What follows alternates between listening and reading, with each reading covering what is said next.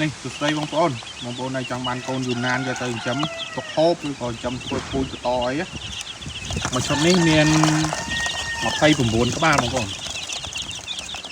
29ក្បាលចឹងល្មមហើយល្មមផ្ញើបានហ្នឹងហើយស្វងថ្ងៃនេះខ្ញុំទនេទៀតថ្ងៃស្អែកអាទិត្យចឹងបងប្អូនចាប់អារម្មណ៍បានឆានមកតម្លៃទូសមរម្យទេបើយកទាំងអស់ហ្នឹងខ្ញុំថែមជូនពិសេសហ្មងបើយកទាំងអស់យកប៉ុន្មានក៏បានដែរយកប៉ុន្មានក៏លក់ដែរហ្នឹងហើយគាត់ថាបើយកច្រើនយកទាំងអស់ខ្ញុំថែមជូនពីពិសេសហ្មងបងប្អូនចាប់អារម្មណ៍ចង់បានឆានមកតម្លៃទូសមរម្យហើយទៅធានាពូជឲ្យនេះពូជនេះចេះឃើញចឹងឲ្យធំទៅដល់លឿងឡើងលឿងល្អកហ្នឹងពួកចេះឲ្យឃើញអុចតិចហ្នឹងតែធំទៅដល់ពណ៌លឿងដាច់ហើយចឹងអានេះធំទៅអាចលឿងទៅរៀងទៅសក់តិចចឹងអាចពីតូចឃើញសបល់ចឹងតែធំតិចទៅវាពណ៌កាន់តែលឿងទៅកាន់ដាច់ទៅហើយចឹងបងប្អូនចាប់អារម្មណ៍ចង់បានឆាតមកណាមានតិចតួចទេ